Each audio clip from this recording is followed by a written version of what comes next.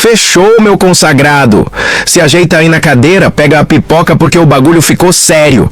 A segunda temporada de Kaiju no 8 mal começou a engatinhar e o episódio 4 já chegou quebrando tudo, metendo o pé na porta e mostrando um dos momentos mais cabulosos que a galera do mangá tava maluca pra ver animado. A gente finalmente viu a treta insana e dramática contra o Kaiju número 9. Bora recapitular essa doideira juntos. O episódio já começa com a gente pensando, ufa, agora vai! O Kafka e o Narumi tinham acabado de passar o rodo no que eles achavam que era o Kaiju no 9. As tropas de suporte estavam limpando os kaijus pé de chinelo que sobraram e o clima era de alívio. O chefão Isao Shinomiya até mandou os parabéns pra geral, dando aquela moral pro Narumi, pro Kafka e até pra filha dele, a Kikoro, que ficou toda orgulhosa com o reconhecimento do paizão. Por um segundo, a gente achou que o perigo tinha ido de base. Mas é claro que não, né? O Narumi, que não é nenhum otário, já estava ligado que tinha caroço nesse angu. Antes que ele pudesse pensar direito, o alarme da base berra de novo. Um sinal de kaiju gigante foi detectado em outro rolê, completamente diferente. A real é que eles lutaram contra clones, iscas de otário. O verdadeiro Kaiju no 9 era um baita de um estrategista e o alvo dele sempre foi muito mais sinistro. O general Isao Shinomiya e, mais especificamente, o poder absurdo do Kaiju número 2 que ele carregava. A notícia caiu como uma bomba. Narumi e Kafka estavam longe pra caramba, sem chance de chegar a tempo. Vendo que a chapa ia esquentar, o Isao mandou todo mundo vazar e meteu o louco. Deixa que eu seguro esse rojão sozinho.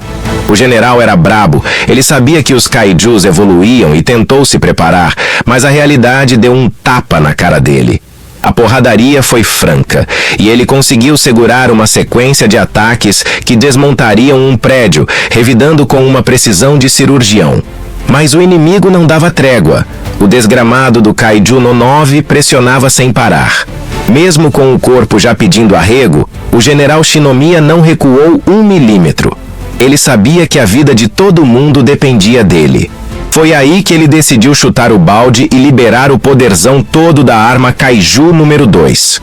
Se liga nessa fita. Diferente dos trajes que já exigem um esforço de outro mundo, as armas feitas de kaijus numerados são outro patamar.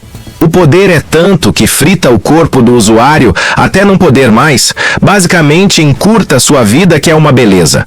O Isao sabia disso, mas naquele momento ele mandou um foda-se. Em troca desse rolê sem volta, ele ganhou uma força que beirava a de um kaiju numerado. Só que, pro desespero da galera, o Kaiju no 9 mal sentiu cócegas. Não importava o tanto de porrada que o Isao dava, o monstro continuava de pé, frio como um iceberg. No meio da treta, o Isao começou a sentir o peso dos anos de luta. Seu corpo, já todo remendado, só tinha um fiapo do poder de antigamente. Por um instante, a mente dele viaja para o passado, para as batalhas que ele travou com sua falecida esposa. Aquela memória bateu forte, lembrando o quanto ele mudou e o que perdeu. Ele sacou que não dava para ficar cozinhando o galo. Era agora ou nunca. Sabendo que seria uma viagem só de ida, ele decidiu mandar o limitador para o espaço. Ele pensou que a nova geração, com o Kafka e a galera, daria conta do recado. E mesmo sabendo que talvez tenha vacilado como pai, ele estava decidido a apagar essa ameaça do futuro da filha dele. Com toda a sua força, Isao preparou um ataque final. Um golpe que carregava não só poder, mas uma vida inteira de batalhas. O impacto fez o chão tremer. Mas adivinha? Não deu em nada! Esse bicho lazarento não morre. Mesmo todo arrebentado, o Kaiju no 9 se regenerou de novo. O próprio monstro ficou chocado e até soltou a pérola. Se você fosse um Kaiju, eu já tinha ido de base. Mas como você é só um humano, você perdeu. Aí o bagulho azedou de vez. A chegada do Narumi e do Kafka foi como um pingo de esperança que secou na hora. Eles chegaram, mas chegaram atrasados pro velório. O Kaiju número 9 tinha conseguido jantar o general Isao Shinomiya por completo. A cena é de cair o queixo. O bicho tá mais gigante e intimidador do que nunca, com uma energia que explodiu os medidores. O próprio Kaiju confirma que, depois da fusão, ele atingiu sua forma mais apelona e que o Isao já era. Foi de F. O Narumi ficou maluco, não queria acreditar. O Kafka também estava em choque. E para piorar o drama, a Kikoro brota na cena para ver o pesadelo dela ao vivo e a cores. O paizão dela não existe mais, e no lugar dele tá o inimigo mais cabuloso que eles já viram. O mais bizarro é que o Kaiju no 9 decide não continuar a briga. Ele explica que depois de uma fusão dessas, o corpo dele precisa de um tempo para digerir o rango e se estabilizar. Mas você acha que o Narumi e o Kafka, virados no Jiraiya de tanto ódio, iam deixar ele sair de fininho? Negativo! Os dois partem pra cima num combo duplo para impedir a fuga do monstrão.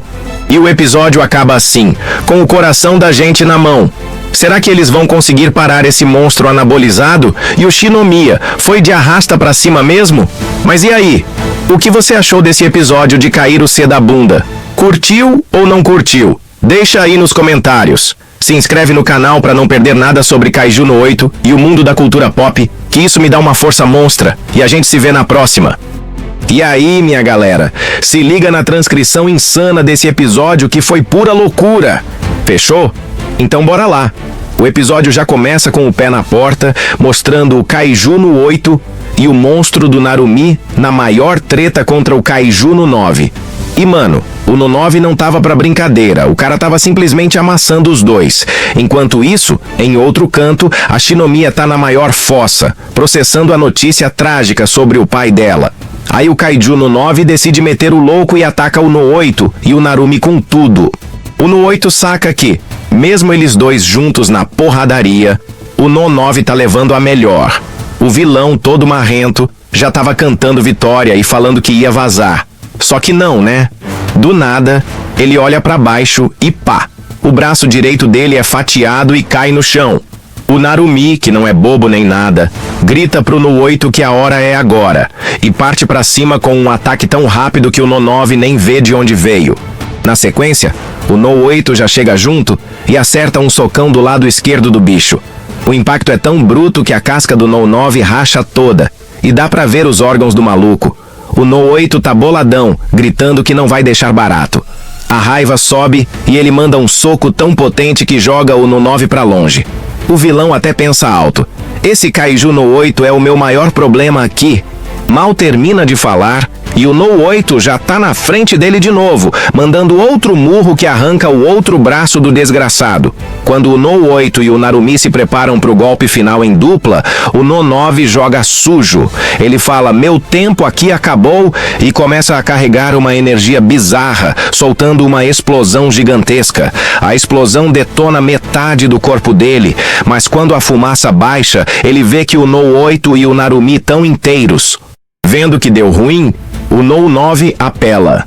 Ele cria uns clones e manda atacar a Shinomiya e um outro soldado que estava por ali. A jogada dele era clara. Eles não vão abandonar quem precisa de ajuda, esses heróis são muito previsíveis. Dito e feito, o no 8 voa para salvar a Shinomiya, o Narumi salva o outro cara, e nesse meio tempo, o Kaiju no 9 original some do mapa. A cena corta para a cidade, onde a notícia bomba. O diretor Shinomiya morreu no ataque. No quartel, a galera tá de luto, mas o Kafka percebe que a filha dele, a Shinomiya, não tá lá. Corta pro escritório do diretor. O Narumi chega e encontra a Shinomiya, que tá se sentindo um lixo. Ela desabafa que não pôde fazer nada porque é fraca, se culpando pela fuga do no 9. Com sangue nos olhos, ela diz pro Narumi que precisa ficar absurdamente mais forte para acabar com a raça do Kaiju no 9. Ela ainda acredita que a consciência do pai dela tá presa dentro daquele monstro e jura que não vai se despedir dele de verdade até mandar o no 9 pra vala. O Narumi topa o desafio e promete que vai fazer dela a mais braba de todas. Depois dele, claro. O que ele quer é resultado. Do lado de fora, o Kafka ouve tudo. Olha para uma ferida na própria mão, calça a luva e sai de fininho. Aí a gente vê uma cena com outros dois oficiais. Um deles revela que o diretor Shinomiya tinha passado um projeto secreto para eles, com ordens de que, se algo acontecesse com ele, eles deveriam seguir as instruções de um tal comandante. Esse comandante então dá o papo. Continuem com o projeto. Vamos nos preparar para a revanche. Aí o bagulho fica doido. Vemos a Shinomiya e a Shinonome caindo na porradaria num treino. A Shinomiya pensa como a líder de pelotão Shinonome é sinistra no combate corpo a corpo. O Narumi, assistindo de cima, fala que tá entediado e pergunta para Shinomiya quando ela vai ficar forte o suficiente para ser um desafio para ele. Ele ainda solta que todos os líderes de pelotão da primeira divisão têm potencial para virar capitão e quer que a Shinomiya derrote todos eles. Nisso, chega o Hasegawa, dá um chega pra lá no Narumi e fala para ele ir trabalhar. A Shinomiya, sem perder o ritmo, já desafia a Shinonome para mais um round. E a Shinonome fica empolgada, pensando, essa garota quer mesmo me superar em um mês? Fechou. Enquanto isso, o Hasegawa pergunta pro Narumi se ele já aceitou o Kaiju no 8 como parte da força de combate. Antes que ele possa responder, chega um relatório sobre o No 8. Corta pro Kafka, de boa na casa dele. Numa outra cena, um cientista explica pro Narumi e pro Hasegawa que a transformação do Kafka tá evoluindo. Se ele continuar se transformando nesse ritmo, pode chegar um dia em que ele não consiga mais voltar a ser humano. O Hasegawa pergunta se o Kafka tá ligado nisso, e o cientista confirma. Ele tá em casa, mas sob vigilância. O Kafka tá em casa fazendo suas coisas, com 2 agentes de vigia na porta. Ele sai e avisa que precisa ir num lugar. Na cena seguinte, ele tá na sua scooter, com os 2 agentes na cola dele. Ele chega onde a antiga equipe dele de limpeza de kaijus tá trabalhando. Os caras estão reclamando que a carcaça de um bicho é dura demais, se sentindo umas formigas. De repente o Kafka aparece. A galera corre para falar com ele, perguntando o que ele tá fazendo ali. Ele diz que trouxe umas coisas para eles, mas aí ele vê a galera trampando, cortando os monstros e repara numa ferramenta nova. Essa é a versão nova? Ele pergunta. Sem pensar 2 vezes, ele pega a ferramenta e começa a trabalhar, mostrando que ainda é o mestre da parada, limpando tudo com uma eficiência que deixa os outros no chinelo. O antigo chefe dele até fala que queria que ele voltasse a trabalhar com eles. Cai a noite e o Kafka se despede. Depois a gente vê ele sentado em algum lugar pensando que não aguenta mais ver seus amigos se ferindo. Ele precisa derrotar o Kaiju no 9, não tem outra opção. Do nada, o Narumi senta do lado dele. O Narumi manda a real, dizendo que não pode manter o Kafka na tropa de defesa oficialmente. O Kafka já sabe o porquê, o risco dele virar um monstro para sempre é real. Mas aí vem o plot twist. O Narumi diz que, apesar de tudo, a tropa de defesa precisa da ajuda do Kafka. E solta o papo reto sem caô. Ele não tá nem aí se o Kafka virar um kaiju para sempre. O único objetivo é deletar o No 9 da existência, e para isso ele tá disposto a fazer o que for preciso. Ele ainda pressiona, dizendo que sabe que o Kafka quer a mesma coisa e que ele não pode recusar essa chance. O Kafka responde que o diretor Shinomiya deu uma chance a ele e que ele tá pronto para lutar. O Narumi dá um sorriso de canto. Beleza, então vem comigo. A última cena é do Hoshina num laboratório. Ele se aproxima de uma cela e fala: "Ah, então você acordou. Kaiju no 10. E com essa cena de arrepiar, o episódio acaba, meus consagrados. Se você quer saber o que vai rolar no próximo, já sabe o esquema, né? Se inscreve no canal para não perder nada, esmaga o botão de like e manda aí nos comentários o que você achou dessa loucura toda. Tamo junto e até o próximo vídeo.